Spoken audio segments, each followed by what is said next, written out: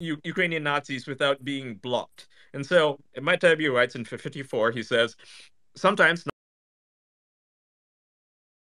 not always, Twitter and YouTube blocked the accounts, but now we know for sure that Roth meant by, or what Roth meant by the Bureau and by extension the IC. And this is an email. Privileged and confidential. Hi, team. This is from Yoel Roth. He writes, the questions we received are attached. I'm frankly perplexed by the requests here, which seem more like something we'd get from a congressional committee than the Bureau. There is a big discussion to be had about state-controlled media, which will be impacted by the label launch later this month. This is when they added, state-controlled media, Russian state media, whatever.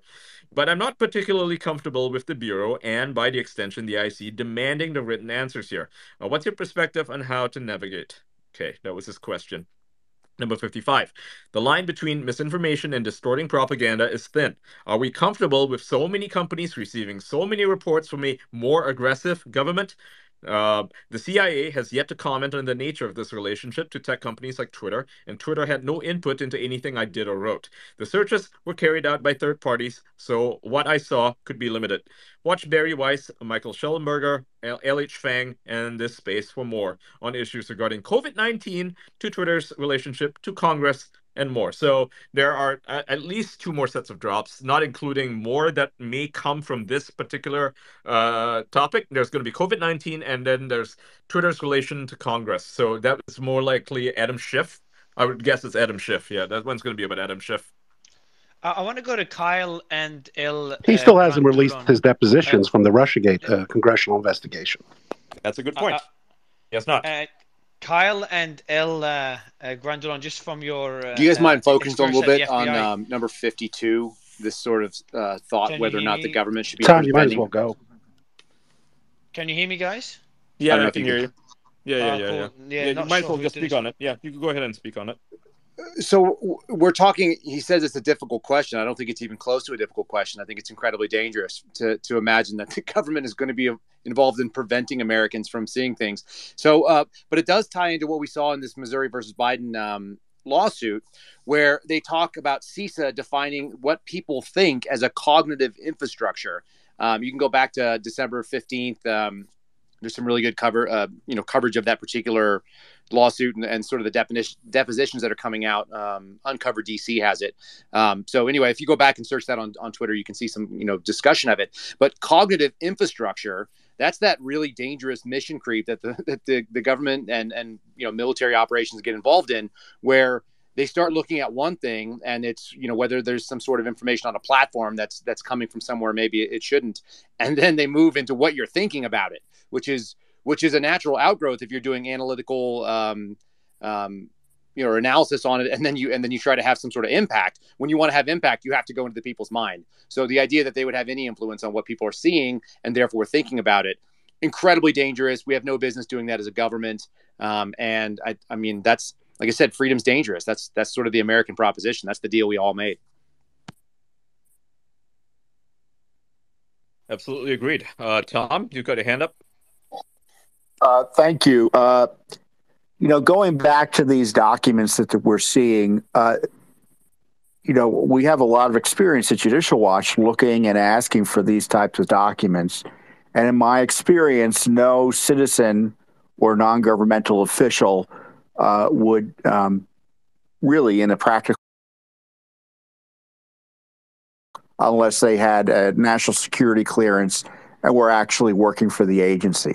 So the idea that this raw intelligence information is being shared in this aggressive way with these third parties, these government, the Twitter and other companies, is just astonishing to me. And so anyone who's looking for a delineation between the CIA and the FBI and these non-governmental business operations, I don't know where that delineation is. And so this is beyond anything that, the idea that classified intelligence data, spy from the CIA, is being shared internally or being shared with Twitter to target American citizens, because there's no information here to suggest that there was any guardrail around protecting American citizens from this purge operation, either related to election issues or the Ukraine-Russia debate. And, taking a step back into I don't want to debate necessarily or start up the debate about Ukraine and Russia, is that, it depends on the time of day what position we're allowed to have on Ukraine. So was it anti-Ukrainian in the beginning of the Russia invasion when, I think it's been widely reported, whether it's true or not, who knows? But I think it's credible, the idea that there was the U.S. government was encouraging Zelensky and prepared to pave the way for him to flee the country and essentially turn it over to the Russians. Was it pro-Russian when Biden, essentially prior to the invasion, suggested that a little bit of invasion wouldn't be too bad for Putin to engage in? So this is the debate that I think is worth highlighting, is that this isn't necessarily anti-Ukraine or anti-Russian. This is anti-Biden administration that these government agencies are seeking to suppress information and debate about. And, going back further, where is the debate about, is it wrong to say, for instance, highlighting Burisma's role in all of this and Biden's being compromised by this? This is where I think, we can probably agree between Seb and Kim that this isn't really about Russia and Ukraine. This is about Biden corruption and suppressing critics of the U.S. administration. So this is the big issue here. It seems to me, the CIA sharing intelligence that is prohibited under law, targeting American citizens. And let's be clear here, it also involves election interference. And as these documents show, it involved not only Facebook and Twitter, but Verizon. So how does Verizon get involved in all of this? Given the role that Verizon has. They own their own social media platform, I believe. Which one? It's in the files there. It's actually I'll find it. You keep going. Well, I mean, I see the owner of a major, of cell phone data and cell phones, and I think we ought to get very nervous about for sure. This going beyond that in terms of just talking about social media posting and getting into monitoring text messages and other private communications. Yeah, Verizon owns Yahoo. Yahoo, yeah. Oh, Verizon is Yahoo. Well, yeah, but then secondly, but no one posts. I don't have a Yahoo account through which I post social media activity.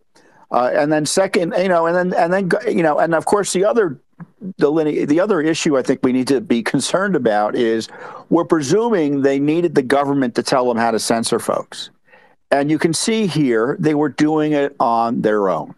And the debates in recent days about the algorithms in Twitter that are seemingly still being triggered on this Ukraine debate is, I think, something that Musk and his team need to look at. My other concern is that third parties are still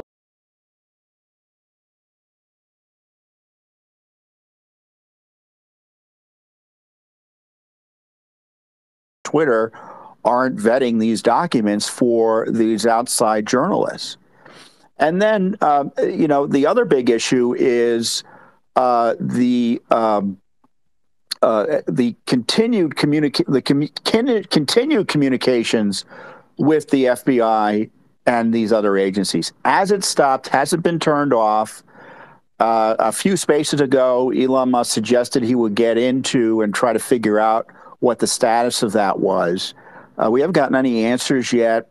His tweets this morning suggested, maybe it's still going on. I don't know. So these are all very much. We've had, just to let you know, Tom, we've had guests come on and say this is continuing in other social media platforms, but they are watching the Twitter quote unquote experiment. And seeing how it goes, and they're watching with interest. So we may see other social media platforms follow suit and kind of start resisting requests by the FBI and the CIA. So I think that was, I can't remember if it was Mark Andreessen or someone else that implied this. We had a few speakers mention it. Just to add back on the Ukraine thing, we Dishwasher covered a few weeks ago that we were funding and continuing to fund the management of anthrax in Ukraine, and other pathogens. I think personally that's outrageous. Why the heck are we still managing I it? just like Tom's idea of not bringing up the Ukraine debate again. But Yeah, your but broader the point points, Tom, point being, are this very was a sound. This isn't straightforward. about anti-Russian or anti-Ukrainian. This is about general corruption. Right, and I guess my concern was that we put this out there in a straightforward way because we knew both sides were using this as a kind of a battle argument, and we get accused of being pro-Russian when we're exposing, in my view, U.S. government corruption. We're managing a dangerous program to what national security ends, I'm not sure, in Ukraine 20 years after it began. And somehow that means that we're pro-Russian as opposed to being concerned about elements of this COVID craziness still going on internationally as a result of U.S. funding, meaning funding dangerous pathogenic research in other countries without any honest disclosure about why we're doing it and for what ends. So all of this is tied up, and and I would just conclude when they say that talking about Burisma is a trigger. That tells you all you need to know about election interference, which obviously began in 2020 and is continuing up until this very moment. Thank you. Sebastian, so, Tom, I have a I question. would like to quickly respond to that, Mario, if I can, and I will not be long. So there's one pattern of behavior by the US government, and especially the deep state, that shines through so many different affairs and problems. In the US, it's illegal for the government to do bioweapon research. So what do? They move it into other jurisdictions. In the US, it's illegal to torture people. So they move it into other jurisdictions. In the US, it's illegal to hold people without charge indefinitely. So they move it to Guantanamo, and again in another jurisdiction. It's illegal in the US to spy against Americans.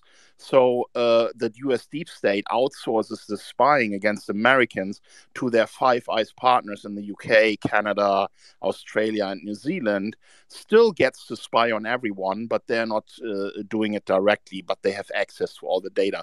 So it's a pattern of behavior where the US deep state is undermining US law and US jurisdiction and does it in other jurisdictions. And that is a very common pattern now. And that is criminality. That is organized crime. Sebastian, I have a question for you. You saw how we had a pretty strong disagreement, and you and Kim disagreed on a lot in the past, but there's a very strong disagreement among the panel regarding Ukraine. So my question to you would be like, how will have such differing opinions? And obviously one is going to be correct, one is not correct. Is social media meant to allow complete free speech for these disagreements, for these discussions to happen, or is there a certain level of responsibility for something that is known to be disinformation to be suppressed by social media? I know what your answer will be, but I'm just trying to see whether there's a certain line somewhere. No, absolutely not. The only disinformation, and this is, I'm thinking on the fly here, the only disinformation that should be tackled by the government, and I don't even want to use the word suppressed, is disinformation by foreign actors that is against the national security of those citizens. And even then, I don't want it to be suppressed. If you're really interested in a model of how to do this, the most effective thing was created an interagency. It was a tiny group of people, like less than a dozen people, that the deep state utterly hated, called the Active Measures Working Group, created under the Reagan administration by some iconoclastic staffers from the IC and the Congress, who looked at Soviet propaganda, such as the planting of the idea that in African newspapers through KGB cutouts that AIDS had been created at Fort Detrick by the US government. And they didn't suppress it. They didn't say, New York Times, you can't run this article. They actually said, look, here's the paper trail, here's an unclassified report that shows you which KGB second consul planted the original story with the fake Indian newspaper called The Patriot that was actually created by Moscow back in the 1960s. And this is how they seeded the story. So, I'm not a First Amendment absolutist, because certain things can, of course, cause harm. If you say kill Justice Kavanaugh tomorrow, that is incitement to violence. That isn't actually protected by the First Amendment. However, I really don't want the government deciding what misinformation should or shouldn't be suppressed, but we should have governments that demonstrate with empirical evidence when they find something that is a lie that is meant to undermine the security of their population. But suppression, look, as a child of those who suffered under Nazi occupation, and then my father was arrested and tortured by communist secret police officers, I don't want my government suppressing anything. I want them to win wars when we go to battle, and that's the end of it. But the idea of what we're finding out with the FBI and the CIA in Palo Alto, I mean, that should be blown open by everybody who has access to that information as wide as possible. And the sad thing is, and I'll stop here. God bless Elon. But Twitter is nothing. I mean, Twitter is an echo chamber for the elites and for journalists who don't want to actually do journalism. But the far more influential platforms are TikTok and Facebook. Nobody reads newspapers anymore. Nobody watches cable television. Most people in most demographics get their political information before an election from Facebook or TikTok, and they are far more pernicious than Twitter. Yeah, I mean, I put something on YouTube with Judicial Watch just the other day talking about January 6th. I forget what I said. I'm sure it was straightforward based on documents and such. And YouTube vandalized it with a link to Wikipedia on January 6th. I mean, so they're not even pretending anymore to have any credible issues here that they can censor fairly. But, and Seb, I want to ask you a question, though. I mean, isn't the easiest way to deal with bots, isn't the most straightforward, ethical, and legal way for the CIA to deal with bots emanating from foreign governments trying to harm America is for us to attack the bots, disable them, go after them the way that we, which I thought we were spending billions on in terms of cybersecurity and cyber warfare, as opposed to censoring Americans through American companies? Tom, the big hypocrisy here is that the US government themselves is operating millions of bots on numerous big tech sites, but the other side is not allowed to do it. And on top of it, Well, I don't think that's hypocrisy, Kim. I just think that's the reality of cyber warfare. The question is, are we censoring Americans over these issues as opposed to understanding that these are international battles? Just we have a right as Americans to spy, and the idea that we don't do things that are part of a tool set in international information battles. There's nothing inherently unethical about trying to advance American interests abroad through bots, as long as there's a reasonable walling off of propagandizing Americans. Tom, the problem is quite simple. The internet doesn't have national borders. The internet is international. Everyone can go to Twitter and read from someone from Russia, Ukraine, Turkey, wherever they are from. So you don't have this ability to, protect a certain class or protect a certain country. Kim, would you say, Kim, does that mean the strategy should not be used at all because of this problem of no geographical borders? I think what the tech companies should focus on is to get legislation that stops this kind of bot activity, and that they have the tools that they need to take down these bots. Because if you have a one-sided bot army, then you have a manipulation of opinion in the United States that will generate more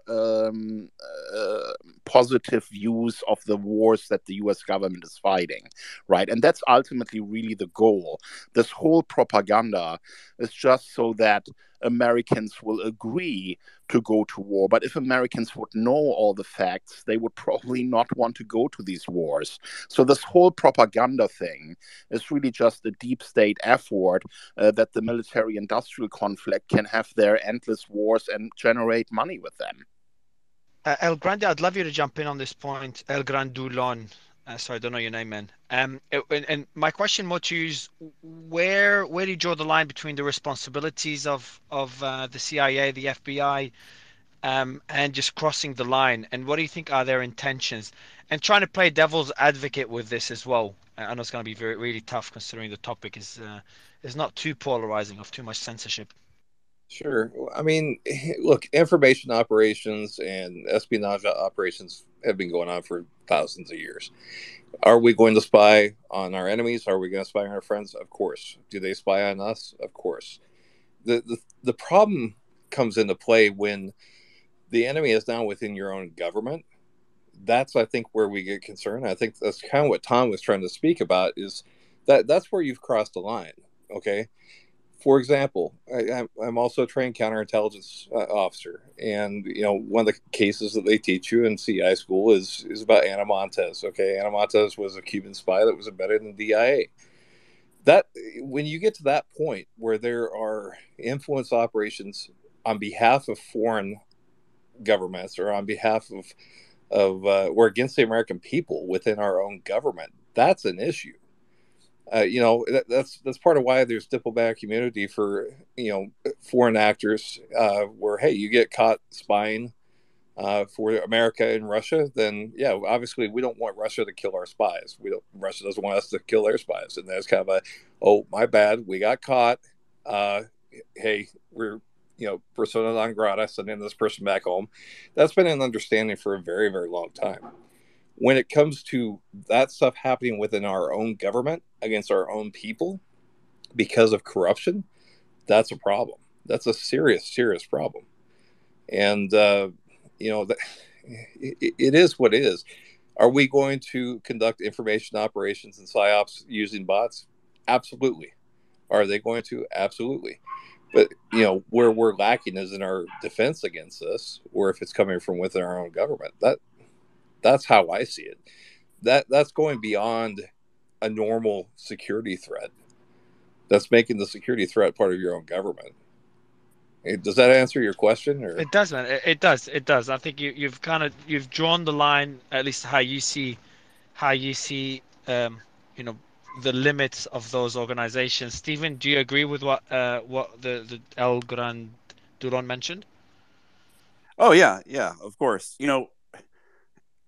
Overall today, I mean, this drop it reveals and confirms a wide collusion between both the FBI and the CIA, controlling narratives in a variety of social media networks to prop up their preferred political candidates in foreign elections, which I think is very notable. And although, the gentleman is right in terms of espionage operations have been happening since forever, I do think it's pretty curious about which political candidates that they have been supporting.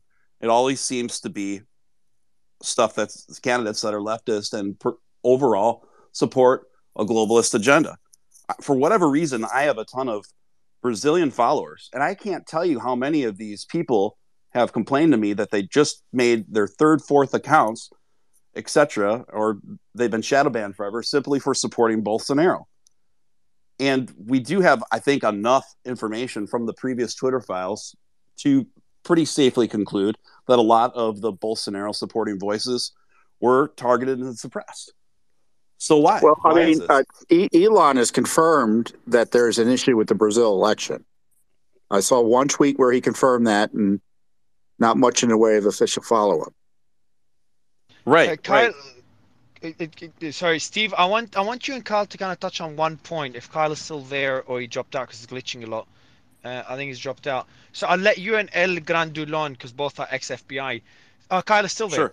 Sure. So all three of you guys, what do you think are the intentions of the FBI and CIA? Because I don't want to sit there and I don't want to portray them. And I think Elon even tweeted about this today. What's funny is I wrote a tweet mentioning what Elon mentioned, and I scheduled to tweet it later today, and then Elon tweets it. It's perfect timing.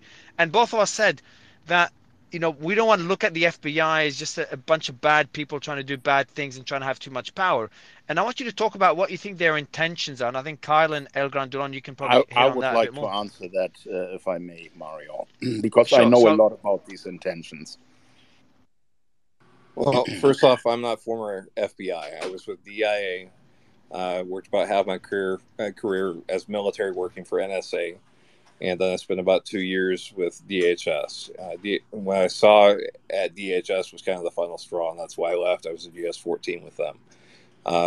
I've deployed as a contractor as recently as February 2021 when I returned from Afghanistan.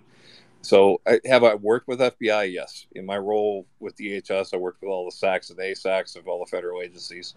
I worked with foreign intelligence, UK and Aussies and Canadians and you name it. But I think the majority of the people in the community, in the IC, and in law enforcement, including the FBI, are good people. A lot of the things I saw that were disturbing to me, I didn't see until I reached the GS-14 level, or especially like this last deployment to Afghanistan. That's when it became blatantly obvious that the military-industrial complex is who's running things. We had contractor companies, including the one I worked for, telling generals, you don't tell us how many people we can have in country. We tell you. You tell us what you need, and we tell you how many people it takes. And before I left in February of 2021, my boss approached me and was like, dude, if you want to stay a little bit longer, because we're all making dang good money, I was on $1 billion contract. We're halfway through $1 billion contract. How does that look for shareholders when that contract gets ended because the war ended? And before I left, my boss is like, I know where we're going next. And I'm like, what do you mean you know where we're going next? February 2021. We're going to Poland. We're going to Bulgaria. This is way before Putin ever went into Ukraine. But you've got to have, you got to feed the beast. You got to have that money going to the military-industrial complex, because you just cut all their contracts. You have all this, resentment towards Trump for doing so. You got to feed them a new contract. So this is exactly right, and this is what I wanted to touch on, right? What is the bigger picture motive for everything that we see unfolding here with this censorship? For those who don't understand the deep state, it's the intelligence community, and primarily the leadership of that intelligence community, which includes CIA, NSA, FBI, and it's the shareholders, the big guys behind the military-industrial complex. So those are the companies that make the weapons that are being sold around the world to NATO members. Those are the security contractors that work within the US and outside of the US. And all of these groups are dependent on non-stop chaos around the world. This is how they justify their budgets. This is how they make money. If there was peace in the world, we wouldn't need this entire apparatus that focuses on war and crisis, right? This is how they make money. You end the wars, these people are out of business. You don't have conflict around the world. These people don't have any budgets or can't justify employing millions of people in the intelligence community. So they need to continue to generate conflict and wars around the world. And that was what the CIA has been doing actively before World War II. And after World War II, what many people don't understand, US wars around the world have killed over 20 million people in 37 victim nations. And all these wars were instigated by the CIA. They are basically the war generation machine for the military-industrial complex.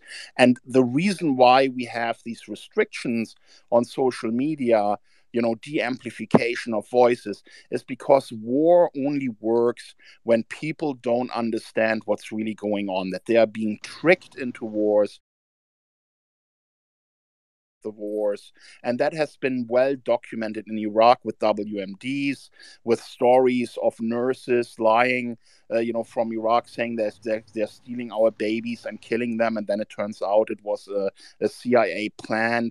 They're doing this all the time to lie to people, because if people understand what's really going on, of course they are not going to be in support of wars or in support of sending $100 billion to Ukraine, which basically all goes back to the US military industrial complex. That is how they make their money. So all of this is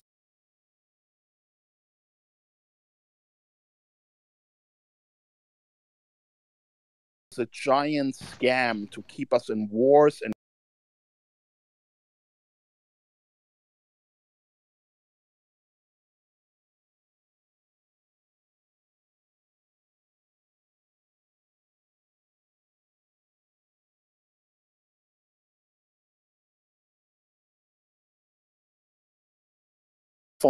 our foreign policy and these threats, strategic and dangerous threats to the United States, in a way that shows contempt for the Americans' security, really. And by whistling past your graveyard on threats, encouraging bad actors to be aggressive because of their weaknesses in dealing with them, and their arrogance in pretending that the rules that have guided humanity for the last millennia don't apply anymore. And that results in wars happening.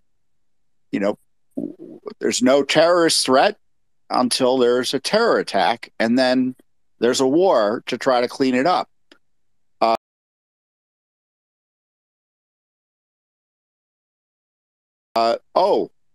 We can pretend that, for instance, that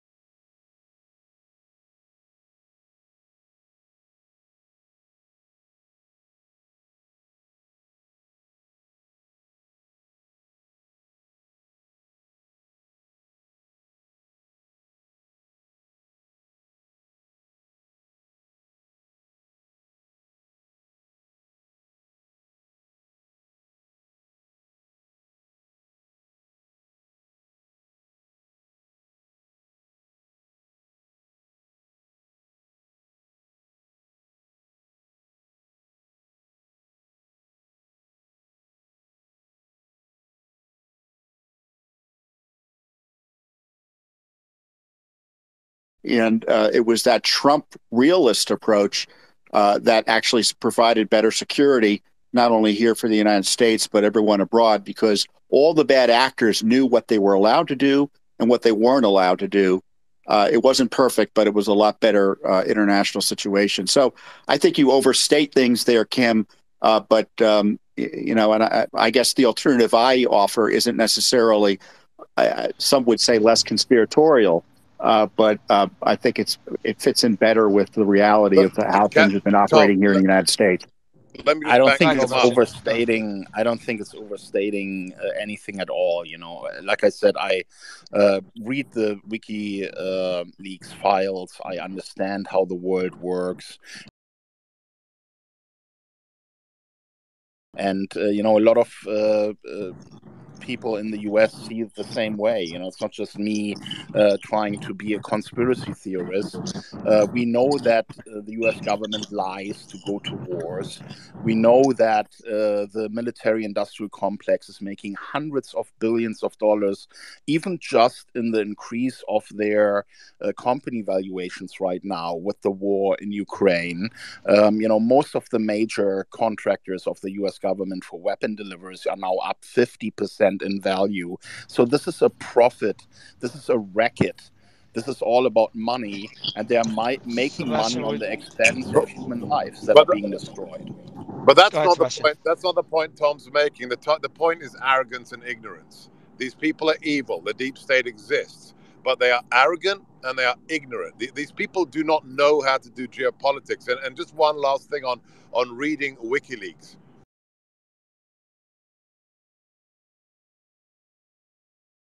It doesn't matter whether you read every single document on WikiLeaks.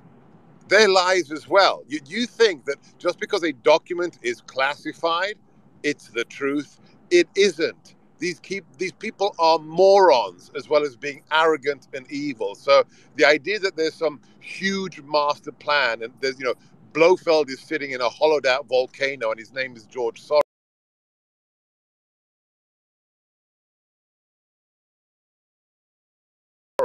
is not true. There are evil actors and there are arrogant actors and there are incredibly incompetent actors. Trust me, if you've ever worked in a skiff, you will see arrogance more than you even dreamt was possible. Kyle, we're talking about just real quick, because Sebastian was addressing me there. I mean, for you to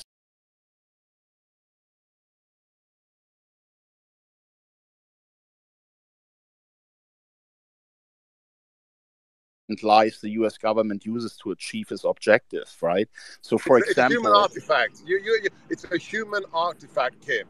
You have no special magic wand that tells you which document is a lie and which is propaganda and which is a product of competence. I'm sorry, you just don't. Well, maybe you don't have 100% hit rate, but you do get very accurate over time when you can see what the documents say and what actually happens later, because you don't just look at the documents in isolation. You look at the history, you look at what actually transpired after these documents were released, and then from that you can arrive at a conclusion if it was truthful or not. So just don't please make this about me believing everything that is written in a U.S. government document. Quite the opposite.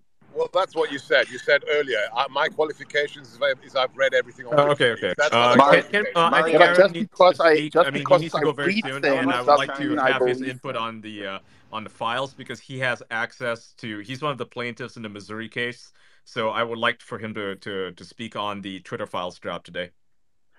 Thanks, Ian. I appreciate that. And this has been a fascinating conversation, but I wanted to bring things back to the central issue in the Twitter files, including the central issue of today's drop. And the central issue is our government, various agencies, have broken the law, and they have broken the highest law of the land, which is the U.S. Constitution.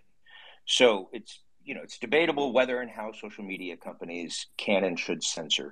It's not debatable that the government cannot suborn those companies, cannot lean on those companies, cannot implicitly threaten those companies into being the long arm of its censorship regime. And the Missouri v. Biden case, which Ian mentioned, is one that was filed several months ago. It allowed us a bit of a peek under the hood, the documents we got on discovery, even before the Twitter files started dropping. But what we've seen from the Twitter files confirms what we have alleged in the case. So this is a case filed by the AG of Missouri and Louisiana and 4 private plaintiffs. I am one of those private plaintiffs, against several senior officials in the current and previous administration. So this is not a partisan maneuver, alleging precisely what the Twitter files show, namely that government agencies have been colluding with social media companies to suppress the free speech rights of Americans. So what does the First Amendment of the Constitution mean? Well, for better or worse, it means what case law precedent, particularly Supreme Court precedent, says that it means. And there are very narrowly circumscribed things that are not protected under the First Amendment.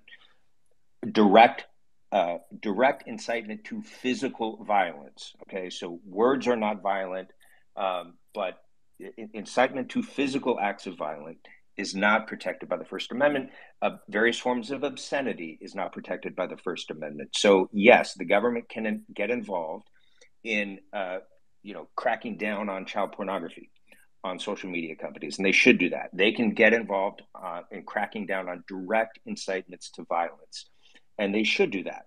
They cannot get involved in any of these other issues. And I mean, we could debate all day long the war in Ukraine, and the intentions of the intelligence community. All of these are fascinating questions, but I think it's helpful for us to just remind ourselves that the central issue is not who's right or wrong in those debates. I mean, the fact that we're debating them on this platform in this way shows that at the very least they're debatable.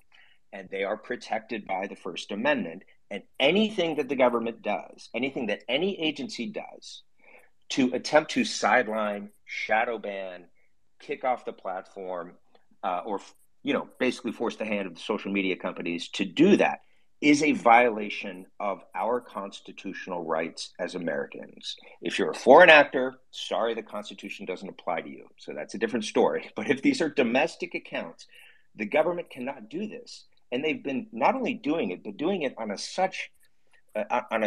a massive scale that is so normalized now. They do it as a matter of course. They do it without a second thought that they're violating the law. And I would encourage all of us who care about this issue to not get so distracted by the debates about the particular content that was censored. Yes, that's debatable, but the central issue is that the government has broken the law and they should be held accountable. And if they are not, that's just another piece of evidence that our government agencies or the deep state, or however you want to characterize people who are doing this, the intelligence community, is above the law in the United States. And I would submit that that's a very, very bad place for us to be. Thank you. I agree with Aaron on that, but here's where you're going into problems, okay? Like in human intelligence, you cannot directly task a U.S. citizen to do collection for you. However, you can sensitize them. You can let them know, I'm looking for this kind of information. You can sensitize them. So how do you sensitize a platform as far as what you want in this world? Just like with war, where money is a driving factor. I mean, look at the platforms. Look at Facebook, for example. Billions and billions of dollars for a platform you and I subscribe to for free. In your heart of hearts, do you really believe that they've sold billions of dollars of advertisements on Facebook each year? Come on, man. I mean, to me, that doesn't make any sense. These, in my opinion, and from personal experience, and I can't dive too deep because you're getting into sources and methods and everything else, but if you're giving major defense contracts or major federal contracts to a social media platform to keep that money coming, you don't have to break the law. You just have to sensitize them. This bothers me. I want this. They're going to give it to you. And they're the ones that made that decision. It's not the government. I see your point, Aaron, but that's going to be their slippery way of going around that. We didn't direct them to do anything. Well, it is, and that's the counter argument in the Missouri v. Biden case, is that we were just cooperating together, and the social media companies would have, maybe done this anyway, and we were just sort of helping them do what they already wanted to do. And so that's an argument that will have to be answered by the fact-finding process in this, and what I imagine are going to be many similar cases to follow this case, alleging the same sorts of violations of American rights. But I think there is, my view, obviously biased, is that there's sufficient evidence now to establish that the government, whether it was through money, whether it's through the implicit kind of suggestion that if you don't do our bidding, we're going to make life difficult for you by increased regulation, and so forth. There's clearly an asymmetry of power. And there are case precedents showing that when you have this kind of asymmetry of power, the threat of government control doesn't have to be, totally explicit and spelled out. That asymmetry alone creates conditions in which, the government is crossing the line in terms of utilizing private companies for its own purposes. And in the case of regulation of speech, that would clearly violate the Constitution. So just a perspective on all of this. And I think this is really important. It's really important to hammer home. And it's really concerning that the mainstream media isn't thinking about this. And maybe that's because they're suborned by the intelligence community as well. But if what we are alleging here is true, and if what is suggested in, the kind of most obvious interpretation of the Twitter files is true, this is not only a First Amendment violation, it's the most egregious, widespread, sort of long-standing, ongoing, pervasive violation of First Amendment